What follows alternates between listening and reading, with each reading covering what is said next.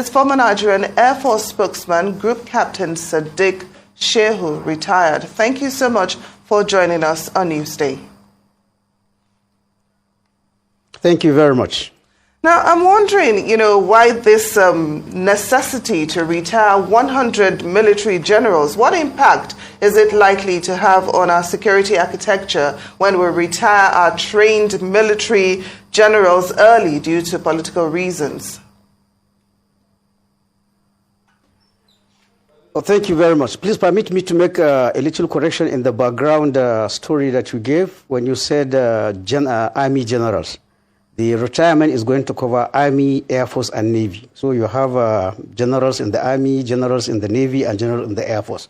Now, having said that premise, permit me to say, when you say what effect will it have on security, well, I think that is not the important thing, because, look, we have enough generals.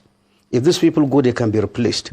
However, what is important to note is that it is not normal for a military anywhere in the world to, in one go, retire. You're talking about 100. By my own estimate, I have about 133 major generals in the Army, rear admirals in the Navy, and the air vice marshals in the Air Force. I have a number of close to 133 that are living. And we have to remember, this is not the first time. When the last set of service chiefs were retired, I think in 2022, when they were appointed, we had another batch of about 100 that left. Now, the issue here is, when you look at the money that is spent on training these people, whether it is foreign courses, courses here, the experience we are losing and the money we are wasting on these people and then telling them to go, it is not good for national economy. On the individual level, the problem we have with this, but I must put the premise that, look, a president and commander-in-chief, according to the constitutional requirement, I think Section 217, he has the right to appoint service chiefs. And the Constitution does not tie his hands that in appointing service chief, he must pick either the most senior or the middle senior or the most junior. It is completely within his right to do that. But President Bola Tinubu can admit a number of about 350 major generals across the services. So to be honest with you, his work was not even easy in picking his service chief. I think here is a problem that started long ago. We should not be having 350 major generals for the president to pick. The services themselves, either the services themselves or with the superintendents of the Ministry of Defense, should have pruned that number. And the pruning of number, since we joined the military, since NDA, they will tell you military is a pyramid. Military is a pyramid. We come, I'm a member of 35 regular course. We come about 100 or 200, I cannot remember. There will be, some people will fall out even from the NDE, will become second lieutenant, then lieutenants, then captains. Now, to maintain that pyramid, the lower bottom of the military should be higher than the next higher level. What do I mean? Whether it is non-commissioned officers, you expect to have more privates than lance corporals, more lance corporals than corporals. It is the same thing with the officers' corps. You are supposed to have a large base of second lieutenants who come out of NDA, in the Navy, in the Air Force, in the Army. As they progress into their second rank, that is full lieutenant, there it is almost automatic. Unless somebody dies or some very serious case, almost all the second lieutenants will make, will make lieutenant rank. But from lieutenant rank, when you are moving to captain, that is where the process of filtering starts come. Probably you'll be looking like 80% of the lieutenants will make captain. From captain to major, you should make it such a way that from there you have like 70%. Towards the end, at the top end where everyone will call general, the ideal is that only 2, maximum 3% or 5% at the most will make generals. Now, what do we have in Nigeria? According to the research I made, there are some courses that since they went out of NDA, about 44% of them became major generals. This is not, a good way of this. So I think the failure is having a well-coordinated modern military personnel management system. For every rank, you are going to be stricter, stricter, stricter, stricter. At the end of it, if you take any course from NDA, they should be able to produce not more than 5% of them should become major generals. But like I told you, we have courses where 30%, where even 44% became major generals. Then you are going to have a problem. Now, if you follow that structure of military pyramid, whoever is the president and commander-in-chief, you have already, given him a few number of top quality officers where he can make his choice. Like I said, a situation where a president comes and he has 350 major generals to pick, you have not helped him. So I think the problem is not made by the president himself, because again, like I said, the president, in fact, if you look at the literal meaning of section 217 on the appointment of service chiefs, as it is now, the president can even pick a colonel and say, this is my service chief, because his hand is not tied. He picks whoever he wants. But the military as an institution, with the strict supervision of the Ministry of Defense, should be able to follow this filtering process so that only the best become general. Of course, everybody who enters the military wants to become a general, but when you follow global best practices, you have to filter. Now, that filter has not been working. That is the honest truth. For those of us that study these things, I think as far back as 2012, we noticed this tendency of promoting too many generals. Well, I know times are not like when I joined the military, but I remember in 1984 when I joined the military in Kaduna, you can hardly see, even as a military officer, you can hardly see a brigadier around. Hardly you can see a brigadier. But what do we have now? We have too many generals. And we have to listen to our elders.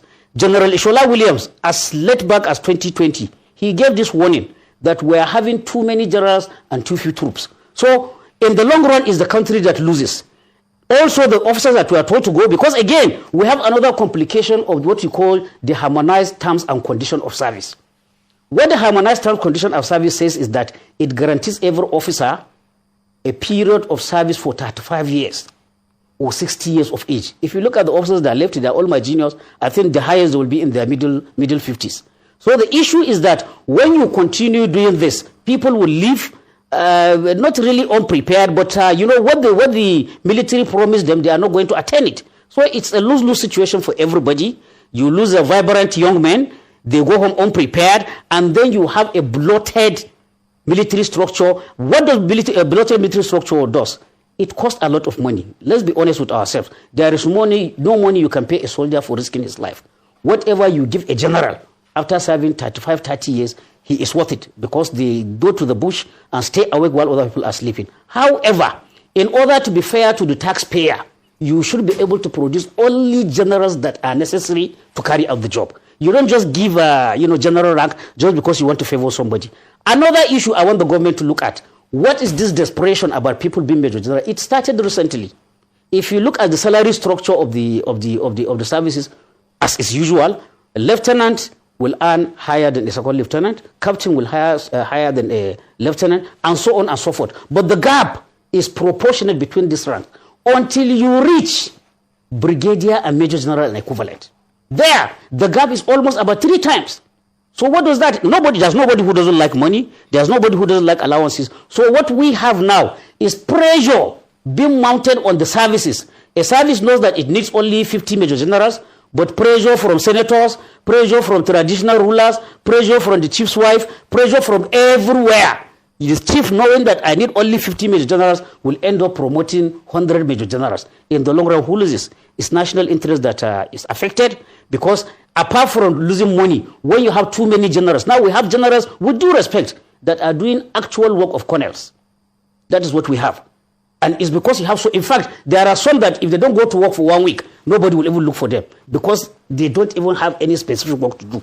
But they are there to collect their salary and collect their allowances. So the government, what government needs to do, in essence, is to, inculcate proper modern military personnel management processes. Like I said, maintaining the pyramid. In fact, you have to go back up to NDA. How many cadets do you need to produce to arrive at the number of generals that you want? And at every stage, you look at the attrition rate, and then you come and maintain that thing. And I would like, what is happening again, which I have to point out, the filtering process, after the services have submitted their list for promotion, there is the Army Council, there is the Air Force Council, there is the Navy Board, with the Minister of Defense as chairman. Now, if there's any overbloating of promotion, it is expected that the Army Council, the Air Force Council, or the Navy Board, the minister will say, look, I represent the federal government. The economy cannot allow this kind of number of major generals. But the truth is that filtering process is not working. Almost whatever the services carry to their councils or to their boards, that's exactly what comes out. So we have to go back on that line. which is better for everybody. And again, when you have so many generals, even carrying out commands becomes difficult.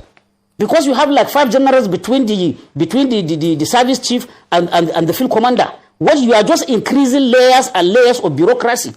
So you are making even the military, less. And then finally, again, the money aspect. We have to review that salary structure, which makes a major general to be collecting in terms of allowances about 3 times brigadier. I have to be very honest with you. I retired as a colonel, so maybe I'm not involved, but I can tell you the most disgruntled person now is an officer who retires as a brigadier. Because what he is seeing at the next level is something that he'll go, with a very bad mind out of the military. We should look at distance.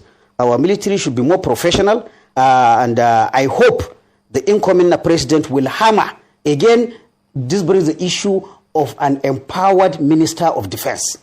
Is the Minister of Defense, if he is empowered, what I mean by empowered is that, unlike the other practice where the president will appoint a Minister of Defense and then all the time he is the one interacting with the service chiefs, if you do that, you are undermining it doesn't take long for the service chiefs to realize that, look, this man is not in charge. So we can do whatever we want. Select a top quality Minister of Defense. Allow him to hold these people responsible. Allow him to hold these promotions. I think the Ministry of Defense must be involved actively in the issue of promotion, especially at the higher rank.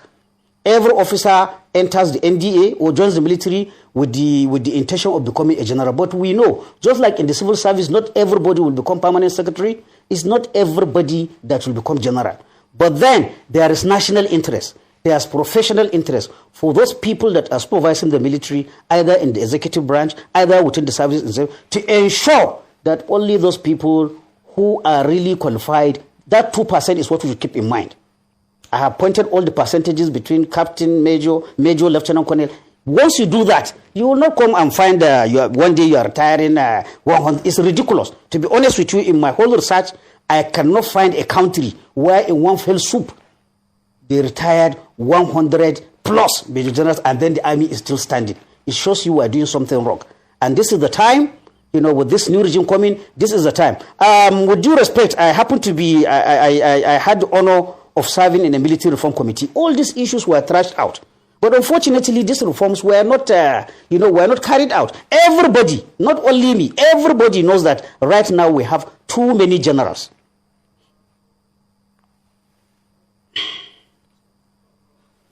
All right, Group Captain Shahid Shehu, you're still talking about the issue of the cadres of military men being told to retire with a deadline set by the government. All right, I hope you can hear me currently. All right, you said a lot about military personnel system, of course the filtration system as well. Which has to be top quality, has a problem with that currently. But I'm still going to have to take you on this issue as it regarding promotion attained within the ranks and file, devoid of actual combat or defense scenarios, experience on that, or when Nigeria is not even involved in UN or AU peacekeeping roles. So how do they get this promotion, in that regard? Or is it just by taking courses, exams, in that, that's what we expect from the military, even if you're not engaged in war. So how would you delve into that? Well, the military man does not have to fight war to really gain his promotion. If there is war, it comes. Yes, that is, in fact, that's why you even have a military for the territorial defense of the country. If war is there, they fight it. But the fact that there's not a war is not an excuse for not promoting people. So, but what do you do when there is no war? Because if there is war, field performance will also form part of the discipline. But if there's no field performance, understand that from the rank of second lieutenant up to colonel with the war college or defense college course, you go for periodic courses. There is professional military education, staff colleges and the rest. Apart from that, whether you are in the infantry, whether you are a pilot, whether you are an engineer, whether you are a sailor, there are also specific courses that you go relevant to your specialty. Whenever you go to these courses, you are being assessed. And also in between, there are promotion exams. And then there is even what we call personal quality. Do you have leadership potentials? There are officers that have leadership potentials to one level or another. Do you have mentorship potential? Your commander writes what you call personal evaluation report on you every year, whether there is war. And now this will involve both academic, both field performance, both leadership. You will be rated together with your mates. And to be honest with you, again, that is another area issue. If you have a very good commander, you that you are interviewing me, and the commander writes a report on you, if he does it very well, with due respect, if your mom should see that report, she will say, this is my son. That is the military. But again, that is something that the military is losing. A well-written military reform of an officer, to be honest, you don't need to see the officer to decide whether you want him as a service chief or whether you want him as a commander. Just reading that report, as long as it is properly written, whoever knows that person, he will say this is the person. So the point I am making is that these are some of the things you